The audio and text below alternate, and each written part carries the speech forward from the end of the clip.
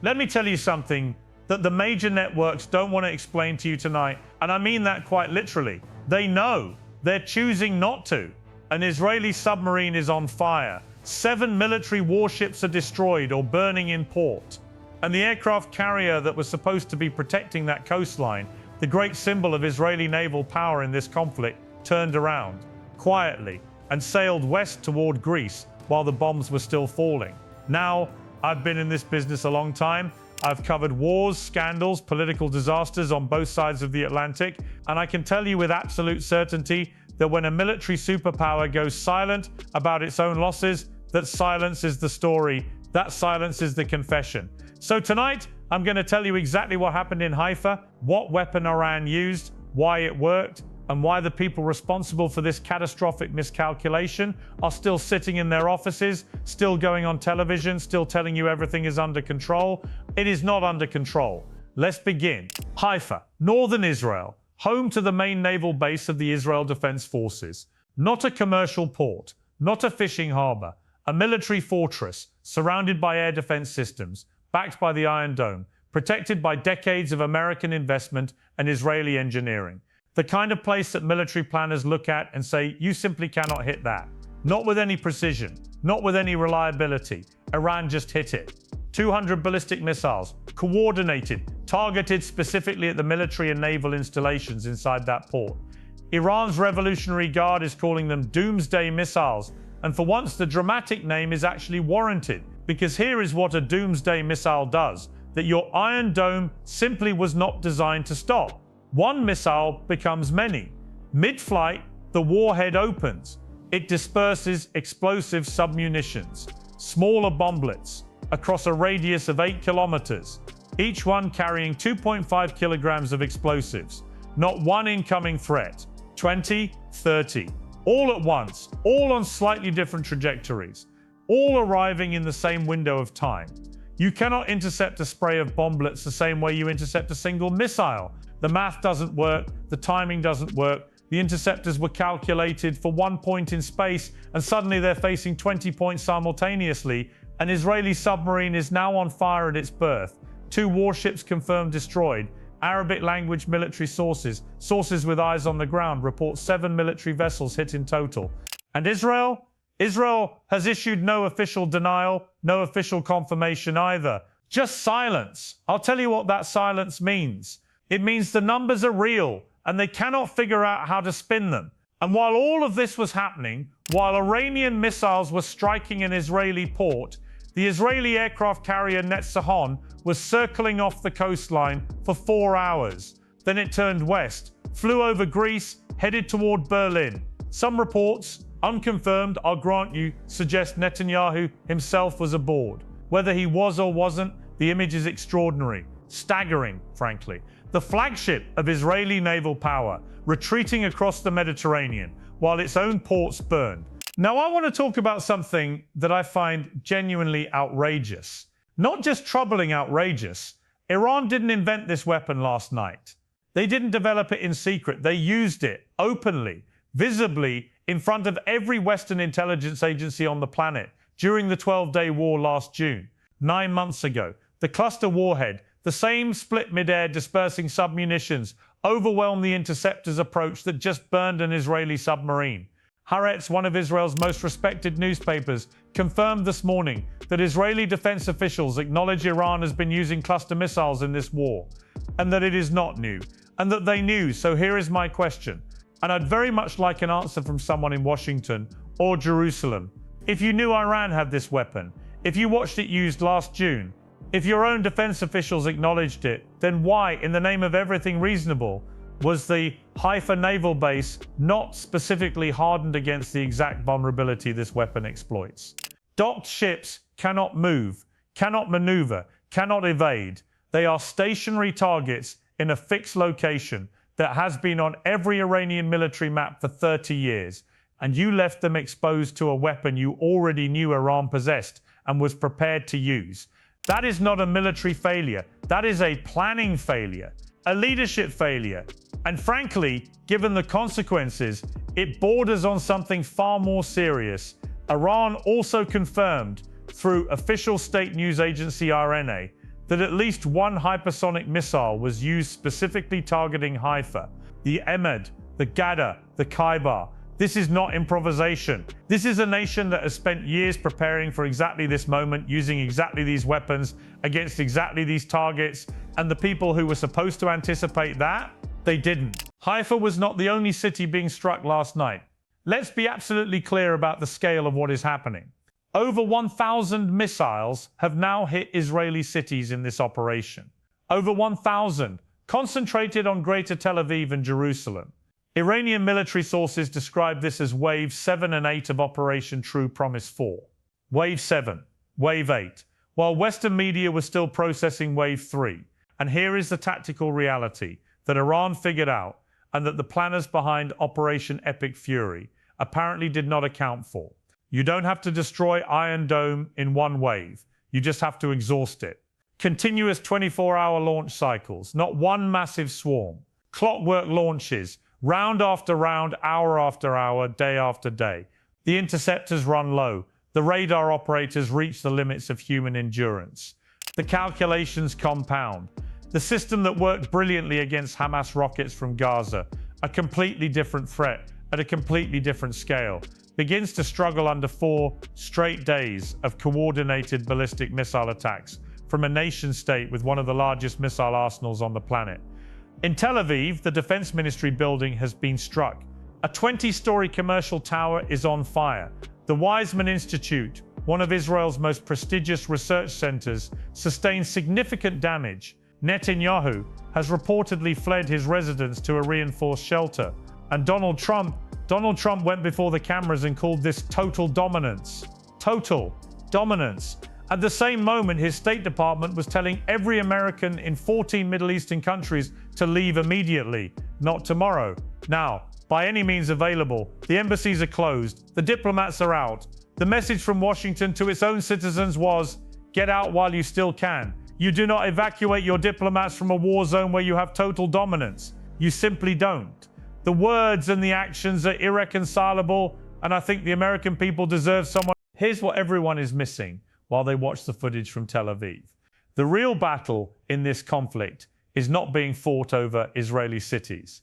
It's being fought over a stretch of water 33 kilometers wide at its narrowest point, the Strait of Hormuz, through which, on a normal day, 60 vessels carry 20% of the world's entire oil supply. On Monday, 2 vessels transited. 2. Trump went on television and boasted, and I give him credit for the bluntness at least, that the US has sunk 10 Iranian warships. They're at the bottom of the sea, he said. Satellite imagery confirms severe damage to Iran's main naval base at Bandar Abbas. The Iran's Makran, a converted sea-based ship on fire at its berth. Frigates destroyed at their piers. But here is the thing that every military analyst understands, and that nobody in the administration appears to have fully grasped before launching this operation. Sinking Iran's navy does not open the Strait of Hormuz. Iran doesn't need warships to close the strait. It needs mines, shore-based missiles, small, fast attack boats that can be launched from any point on 1,500 kilometers of coastline, all of which remain entirely intact. And the IRGC has already told every ship captain in the region that if they attempt to transit the strait, they will be set on fire. 150 tankers, crude oil carriers, LNG vessels are sitting at anchor in open Gulf waters right now, waiting, not moving. Goldman Sachs has already warned that a prolonged disruption pushes oil toward $100 a barrel. Prices are already climbing towards $75 and accelerating. Higher oil prices mean higher fuel costs. Higher fuel costs mean higher food prices, higher transport costs, higher manufacturing costs. This is not an abstract geopolitical crisis. This reaches into the wallet of every single person watching this video, wherever they live. The artery of the global economy is in cardiac arrest, and the people who caused it are still arguing about whose fault it is. I want you to listen very carefully to what Lindsey Graham said on live American television this week, because I think it is one of the most extraordinary things a sitting senator has ever said in wartime. A journalist asked him a straightforward question.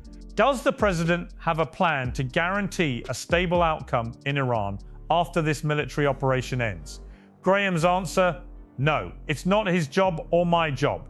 No, it's not his job. We are on day 4 of a war. 6 Americans are dead. The Strait of Hormuz is closed. The Middle East is on fire across 14 countries. Iran has rejected every ceasefire offer, and a senior US senator just told the world on national television that having a plan for what comes next is not the president's job.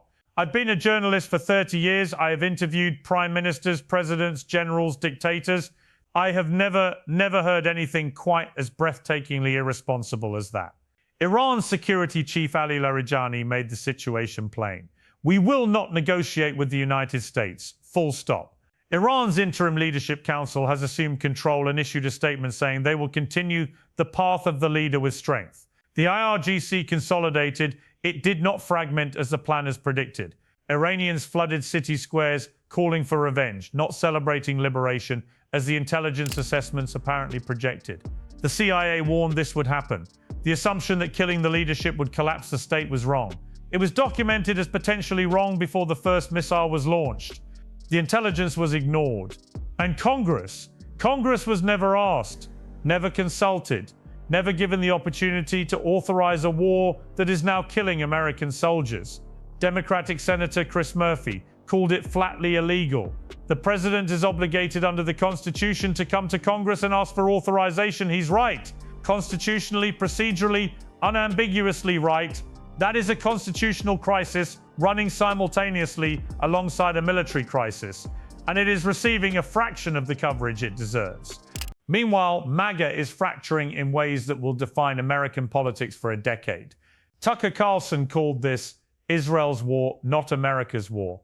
Marjorie Taylor Greene said Make America Great Again was supposed to be America first, not Israel first. Matt Walsh said Rubio's admission about Israel's role in the timing was the worst possible thing he could have said. The coalition that gave Trump 2 presidencies is splintering, and the question being asked by Republican voters is one that nobody in the White House has a comfortable answer to. Did the Americans who died in Kuwait die for American interests? Let me give you the 4 scenarios that serious analysts are now working through. The first is the diplomatic exit. China has quietly evacuated 3,000 of its own citizens from Iran through 4 separate land routes. That is not the behavior of a nation that expects this to end quickly or well. But China also has 25 years of strategic partnership with Tehran, buys Iranian oil in defiance of American sanctions, and has genuine economic leverage. If Beijing chooses to use it, if they push Iran toward a back-channel ceasefire that gives both sides a face-saving exit, this could pause before it fully spirals. The key word, as always with China, is if.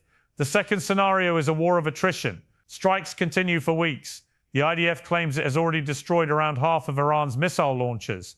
Iran fires at reduced capacity, targeting Gulf energy infrastructure to maximize global economic pain. Both sides bleed. Neither side wins. The world economy absorbs the shock and waits. The third scenario is full regional war. Hezbollah has already crossed back in, firing rockets at northern Israel for the first time since the November 2024 ceasefire. The Houthis are watching from Yemen. Iraqi militias are active. One miscalculation, one strike on the wrong asset, one tanker that goes down in the wrong place, and you have a conflict that no single power can contain. And the fourth scenario, the one nobody on television is discussing in plain language. China was asked directly at a Beijing press briefing, whether Beijing and Moscow had discussed providing military support to Iran.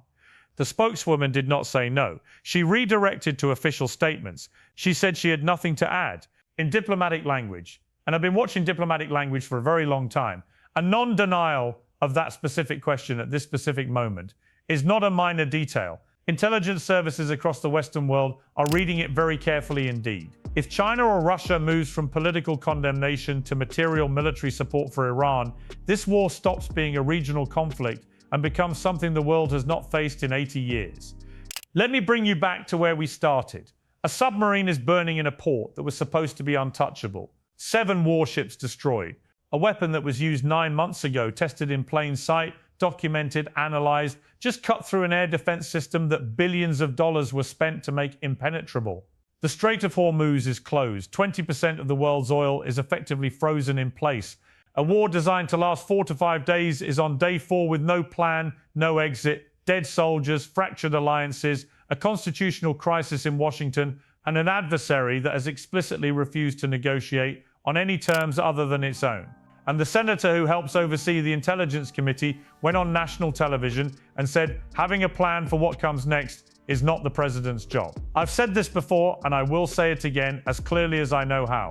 The people who made these decisions are still in charge. The assumptions that drove this operation, that killing leadership collapses states, that Iron Dome is impenetrable, that Iran would welcome a ceasefire once its supreme leader was dead, those assumptions have been proven catastrophically wrong in less than 96 hours, and no one has been held accountable for a single one of them. I'll leave you with the question that is keeping Western intelligence analysts awake tonight. China was asked whether they would provide military support to Iran. They didn't say no. What happens if they say yes?